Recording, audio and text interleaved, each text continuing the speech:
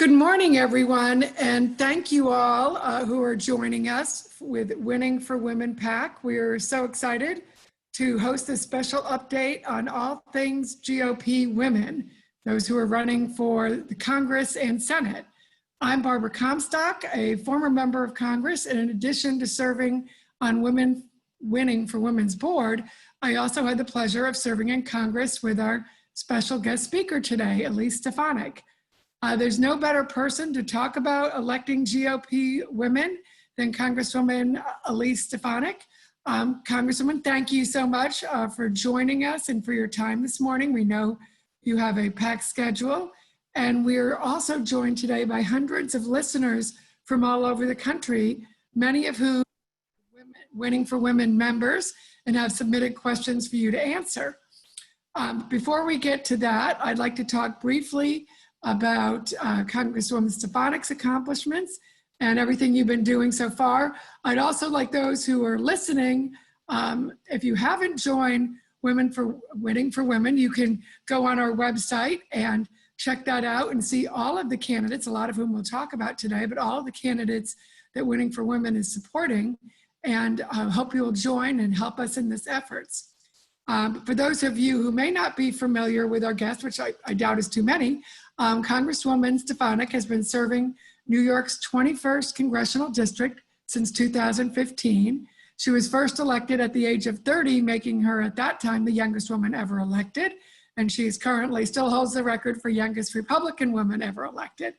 And she is the first member of her immediate family to graduate from college and with honors from Harvard. She is a member of the Armed Services Committee, the Committee on Education and Labor, and the House Permanent Select Committee on Intelligence. While she's been in Congress, she has been focused on creating jobs and economic opportunity for small businesses and family, for fiscal responsibility, for working very closely with her veterans and military in her district, fighting for fiscal responsibility, supporting the farmers and the great agricultural community she has in her district, and so much more.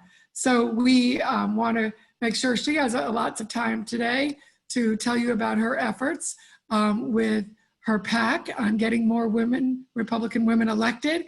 She works closely with Winning for Women as well as other women PACs. Fortunately, we are blessed now, and I certainly was blessed when I ran in 2014 for Congress to work with Congresswoman Stefanik, and we had the support of Winning. I don't think we could have gotten there without them, and groups like View PAC and Right Now and other women's PACs. So we really appreciate that Elise has also stepped up with her EPAC, and it's been a huge success and partners in getting all these women over the line. We have a record number of Republican women who have filed for office in the House, but of course, most importantly is getting through their primaries. So we've all been focused on that. And now, as we're getting into the home stretch, we all have that shared goal. So before we get to the questions submitted by our members, I want to turn it over to Elise so she can tell you what she's been up to in getting more Republican women elected. Well, thank you so much, Barbara. It is great to see you. It was just a wonderful privilege to be able to serve with you in Congress, and I know that you worked incredibly hard on behalf of your constituents. And I think back to our first election in 2014, we had an amazing class of strong Republican women who won that year. I'm in my third term, as Barbara mentioned, and I continue to focus on delivering results in my district, but I'm also focused on recruiting and supporting Republican women who choose to run for Congress. One of the challenges that we're facing is while we have over 100 women currently serving, which is the record and a positive for our country, it is definitely lopsided if you look at the numbers from each party. So on the Republican side, we started this Congress with only 13 Republican women. That is not reflective of reality. That's not reflective of the American population, let alone our voters. I really made a very public call to action that we have to do better. And what has been very exciting is so many women have raised their hand to step into the arena. A few stats that I wanted to highlight. over 200 Republican women filed to run for Congress, the highest ever in our nation's history. That's a huge win. But as Barbara noted, what's really important is making sure that those strong women candidates have the resources and supports to get through their primaries. And I'm pleased that quite a few got through their primaries, much more so than last cycle. For the first time ever, the National Republican Congressional Committee, which is the political arm for the House, over half of the top tier candidates are women. That has never happened before. That's never even been close. So I think that public call to action was really important, and women stepped up. I want to give all the credit to the women candidates themselves for having the courage and the vision to serve their communities. We have a number of women in top races that will determine the House majority, and we believe that they will be the strongest candidates going into the election. One of the challenges that I think both Barbara and I experienced is it's pretty palpable when you're in the group with the Republican conference to see how much it's needed to have more women's voices. And particularly because many of our suburban women lost in the midterms, we need to do better to make sure that we have women from all sorts of districts, swing districts, but also those red, traditionally Republican districts. So this is great news. I look forward to highlighting many of the women's superstar candidates so you can follow their races and support them. But thank you all for being engaged with Winning for Women, which is such an important ally and so important for financial support for these women in the primaries and general elections as we sprint to November. So I'll turn it back to you, Barbara. Great, and thank you. And one of the things that I particularly appreciated, I know at the beginning of this cycle, when Elise started this PAC and when she started working with all the women's groups trying to elect women, a few of the guys, some of the notable Republican guys said, well, I don't know why she's doing that. She doesn't, we don't need to do that or get women through primaries. She noted, she goes, well, I'm not asking for permission. And she went ahead and did it. And I think that's reflective of a lot of the candidates who are running, that they are just stepping up and they aren't waiting to be asked to the prom, as it were. So could you maybe tell us about a few of the standout GOP women running this cycle and why they're such great candidates? I know, we have particularly, maybe I'll just pick a few in Iowa. I know we have, of course, a great woman governor in Iowa. We have a great woman senator in Joni Ernst, who's running for re-election this year and is targeted. They're really going after her. But then we have two great House candidates. So here we could have, right in the heartland of America, have four great women representing us. So I think that's the kind of example how we can get this started. And maybe you can tell us about some of them and some of the others. Absolutely. So the two candidates that Barbara's mentioning in Iowa at the House level she's exactly right, they're incredible. One is Ashley Hinson. She's running in a district that the president carried. Ashley Hinson is a current state senator, and she's also a former news anchor. She was one of the first women that proactively reached out to me and reached out to many stating her interest in running for office. And she has been putting together just a tremendous campaign. She would be facing first-term Democrat Abby Finkenauer, who is really out of touch with her district. Many of these newly elected Democrats who represent swing districts ran on the promise of working effectively with the president and then have failed to do so. They also ran against impeachment, but virtually every single one voted for impeachment. So Ashley has a real opportunity to win that district. She just outraised her Democratic opponent. That is significant for any challenger. It is a tough climate out there, and it's very competitive for fundraising. But she's in a very strong position, and she was one of the first candidates I supported. In addition, we have Marionette Miller Meeks, who Barbara and I know from the 2014 election cycle because she actually ran and came close in 2014, but didn't quite win. Marionette Miller Meeks is a doctor. She is also a veteran. Incredible background that we would benefit from as a nation to have in Congress. She's running in an open seat. Where there's a Democrat retirement, and the Democratic retirement, again, it was one of those Democrats that was able to hold a seat that is traditionally Republican. So we think she has a great opportunity to win. She had a primary, but both of those candidates successfully won their primary. In addition, we have candidates in Texas, like Genevieve Collins, who's running in a suburban Texas district, who's an educational startup founder. Her family runs an online education program, so she's an entrepreneur. She has great TV ads. We also have Beth Van Dyne, who is a former mayor of a city in Texas, Irving, Texas, and she is running in an open seat, and we think she has a strong possibility of winning and is putting together a strong campaign. And then we have incredible candidates in California, some of those seats that we lost in the midterms, but we need to win back.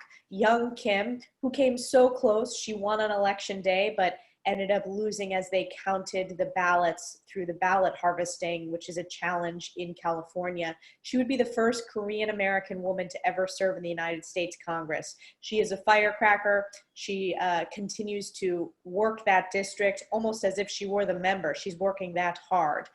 We have Michelle Steele, who is another tremendous Asian American woman candidate in California to win back another key district, and has a message that is resonating in the suburbs. So what's exciting is we have candidates from all across the country, and one of my goals with the PAC was to help develop a pathway to building strong campaigns. So I didn't endorse every Republican woman running for office.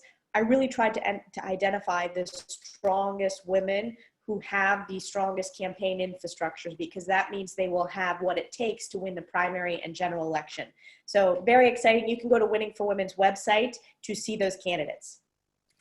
Well, thank you. And I know, as you mentioned, like with young Kim, she's running for a second time. And oftentimes, I mean, I was happy I won my first election, but then sometimes, you know, guys often, my predecessor had to run 3 times before he won. And so it's great that we're seeing these women step up again, particularly when they're that close, because people appreciate someone who is that passionate about serving. And we also have 2 members who were previously members of Congress who narrowly lost their races, who are running again, Karen Handel in Georgia, and then Claudia Tenney, I guess a neighbor up in your area in New York. So I think that's a great example of how don't let one loss ever get you down. It never gets the guys down, so the women should hang in there too. So I will take a few questions again from some of those who are online here today. Annaline in Bedford, Texas asks, how can I help? I know we have a number of races there in Texas, so maybe you can tell her how she can help and get engaged. Well, Texas is so important. There are a number of congressional seats that are top tier seats, and they will be some of the most targeted races in the country. I highlighted 2 of our tremendous women Republican candidates. You have Genevieve Collins, who is challenging Colin Allred. She has a really interesting background, as I said, as an educational entrepreneur. And then you have Beth Van Dyne, who is running in that open seat that is being vacated by Pete Olson, who has chosen to retire. We also, I want to really highlight another one of our women. She's a current member, but she's also a candidate, is Kay Granger. She had a very tough primary, but we are very proud that Kay overwhelmingly won that primary and is in a strong position heading into the general election. But my recommendation would be to get involved, to support candidates who you believe in, to support those women candidates with direct contributions, and stay up to date through Winning for Women. You can learn more information about my PAC, which is Elevate PAC, EPAC, and learn about the women that we're endorsing and who we believe are in the strongest position to win this November. Great. And I, of course, it's so important to donate to these women candidates. You know, we've seen on the Democrat side that their women donors have really increased dramatically over the past several years. And we need to have Republican women, you know, supporting our women, because we know we're not going to get to that 218 majority with just white guys. You know, we need, and our women also represent a lot of diversity and are in some of the tough seats, but they're also in some of our easier seats. So if, you know, just get it, we've gotten some of them through the primary, so we now know we will have a few more women who will be serving in Congress. So let's see, I want to ask Cheryl in Piedmont, South Carolina wants to know, what was the biggest hurdle you faced in being a woman in Congress? I would say the biggest hurdle I faced as a candidate, and then I'll get to in Congress, is as a candidate, I was very young. I was a first-time candidate. I was 29 years old when I announced my campaign, and there were a lot of naysayers, a lot of people who didn't want to support or didn't think it was possible for a first-time candidate to flip this district in upstate New York. But I found that being a new candidate and a fresh voice really resonated with voters who were looking for something different rather than the status quo in 2014. But that initial hurdle was a challenge. Also, while serving in Congress, you know, sometimes it can be a challenge, for example, saying that it was important to elect Republican women. Just that fact, which is a fact, it's also my opinion. I did get support from Kevin McCarthy and Steve Scalise and many others in leadership, but I also had people who were upset that this is, you know, traditionally quote unquote identity politics and we don't need to be doing that. That's just inaccurate. We need to make sure, I treat it as a workforce development pipeline. We need to make sure that we're getting the best and the brightest candidates possible, and that includes actively going out there and recruiting women. And I should point out, you know, that we only 6% of the Republican caucus, 6.5% are currently women. On the Democrat side, it is about 38%, almost 40%. So you can see the vast difference there. And we know when women run, particularly in tough districts, that they do better than men by, you know, 2 points usually. So for those naysayers, I mean, this is just a fact of, do you want to be in the majority or not? And we know we need this. And I do recall in your first race, you had some real sexism from your Democrat opponent, because oftentimes people ignore the fact that Democrat men and women can be very sexist when it comes, somehow they feel like picking on Republican women, it's okay. And often the press doesn't address it. If you could maybe remind everyone what you had to deal with. Oh yes, that's happened almost, you know, every election cycle. You know, I think Republican women can face some very, very horrific commentary that doesn't get the same coverage if it were to happen against a Democratic woman. So in my first race, it was a notorious comment made by my opponent, who I beat by 20 points, who said that sitting at a desk in a job in the West Wing of the White House wasn't real work. And I said, for all of those hardworking families who sit at a desk, whether you're a teacher, whether you are administrator at a hospital, whether you are helping run a small business, doing the books for your family farm, we know that that's hard, that's work, and you're helping fuel whatever organization you're a part of. So it was really demeaning. He said I hadn't worked with my hands before, but you know, the voters spoke loudly and clearly, and we won the district by 20 points. Yes, and that same year, I had my opponent, my male opponent, said I had never had a real job, even though I had worked in the Justice Department, had been a partner in a law firm, had been a mom, which was my hardest job. And the Washington Post male reporter said, "Oh, I don't think that's a story. I don't think we mean that." So I beat him by 16 points. So sexist men on the Democratic side do exist, and they're good people to beat, and don't ignore it, even if the press ignores it when they make those type of comments. And Elise's, our races were the perfect example of that. Now, I wanted to point out, let's see, we have another question from Mary Jo in Charlotte, North Carolina, which asks, what factors do you think affect the decisions of Republican women versus Democrat women to make that decision to run for office? It's a great question. So I think what's really important this cycle is we've shown that there's an ecosystem of organizations to support Republican women. Many of these organizations have existed before, but have not been as public about it. I do think if you're a Democrat, you know that there are groups like Emily's List out there to really wrap their arms around you in support, to provide financial support, to bundle and give you that infrastructure. So I think the Republicans building that ecosystem is really important. I also find, and this is probably the case both for Democrat and Republican women, that a lot of the questions we get asked, and I'm sure Barbara can comment on this from her conversations with candidates, is how do you balance everything? So if you are a young mom, how does that work, traveling back and forth when Congress is in session? How do you ensure that you're able to maintain and keep all the balls in the air, which women are so exceptional at? Barbara, what would you say in terms of your conversations? Well, I think, that is, just being able to step up and do it and kind of seeing yourself in that role. And oftentimes it's men can easily see themselves doing that. And it's harder for women to envision it. I always tell them, first of all, picture yourself there and the things you want to get done. So you are running with that vision and that end in mind.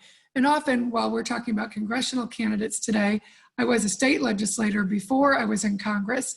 And, a lot of our candidates and often, are people who have been in state or local government. So sometimes maybe if you can't envision something as big as a congressional race or a Senate race, which certainly are daunting, a state or local race, a school board or a local supervisor or state senator or state representative often is a way to, get out there, get in your community, start serving your community, and then that gives you a base to expand your opportunities to serve and whether that's something that you want to do. And also, I think in your communities, encourage women who you see in other leadership roles when there is an opening, when there is an opportunity to step up and do it. In my case, I always worked for members of Congress, but I had never thought about running myself. And it was actually my former boss who called me and said, hey, we need someone to run in this state delegate seat. And I was like, wow, I never thought about that. And I really hadn't. It hadn't been something that was on my radar screen. And also at that point in my life was a pay cut.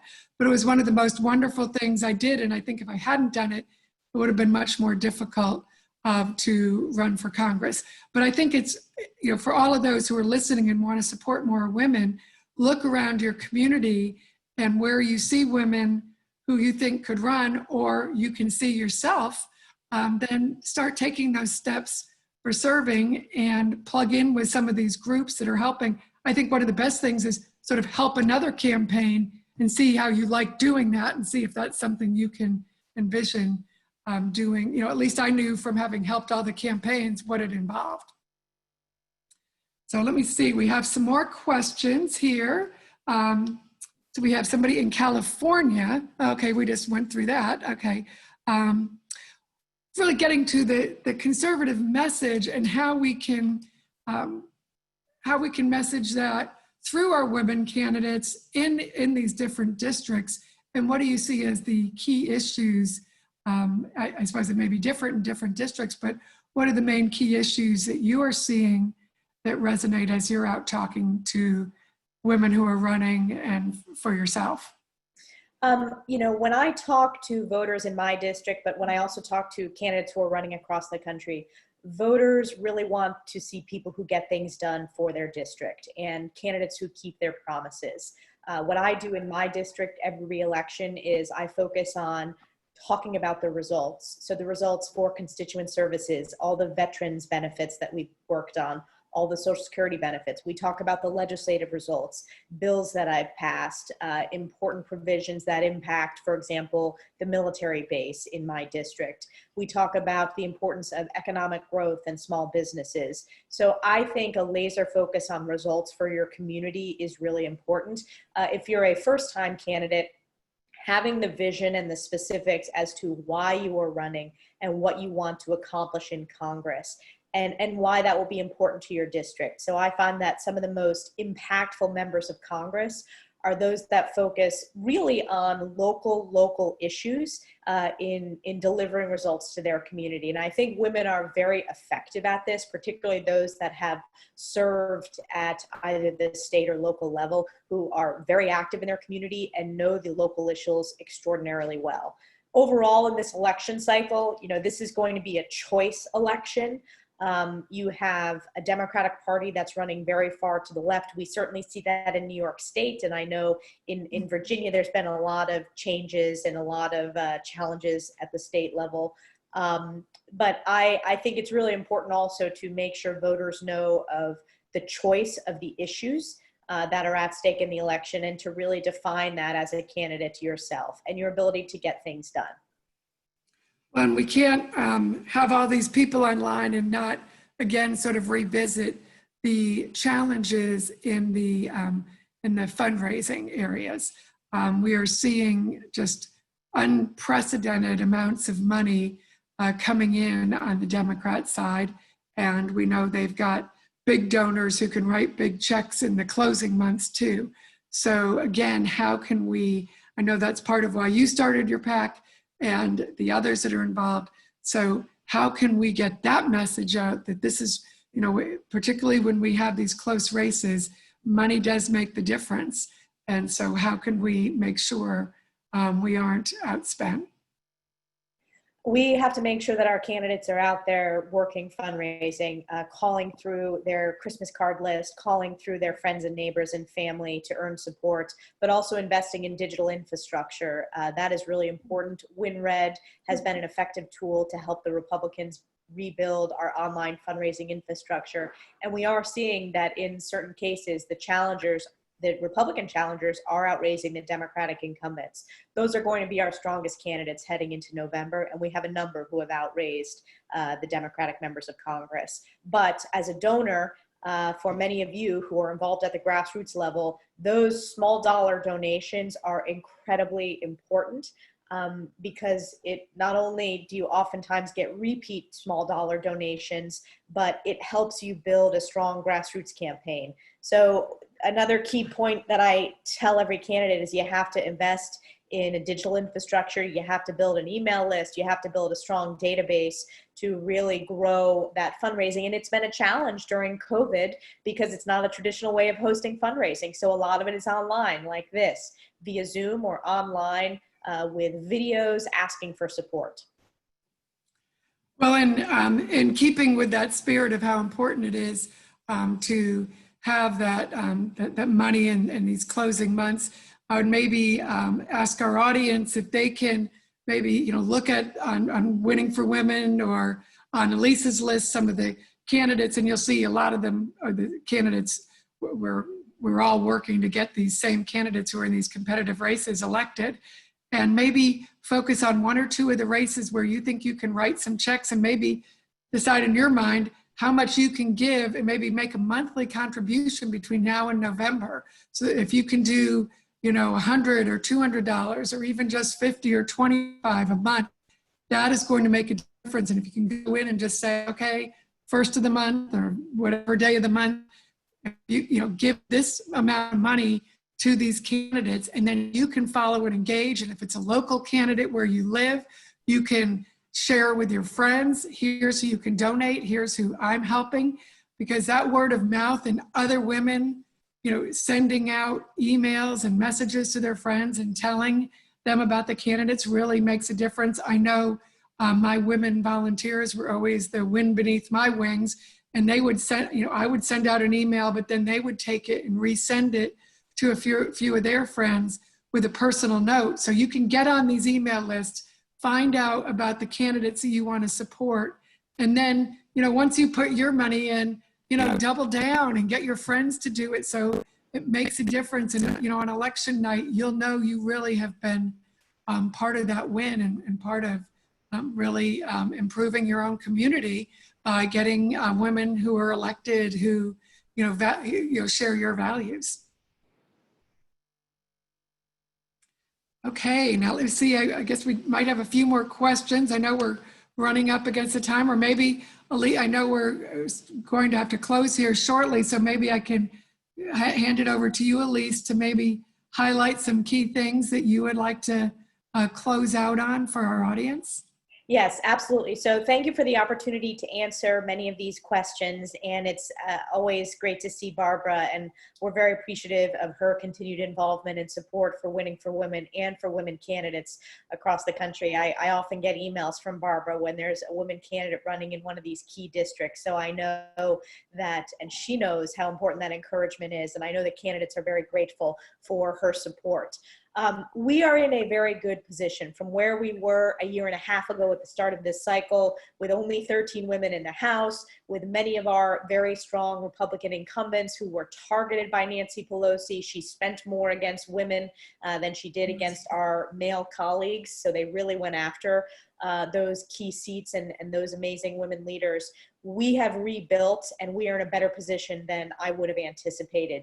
Even the New York Times, NPR, Bloomberg, the Boston Globe have written extensive stories about what is fueling the incredible Republican recruitment is our recruitment of women. And I think that puts us in a very strong position to get our message out there, to highlight these non-traditional candidates and to make sure that our candidates reflect America.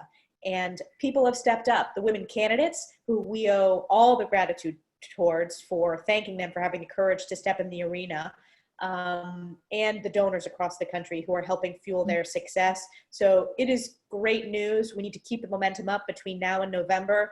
These women are going to be incredible voices in Congress for their communities, but also for this country. So I just want to thank everybody for their involvement. Thank you to Winning for Women for all that you do to support our strong Republican women candidates.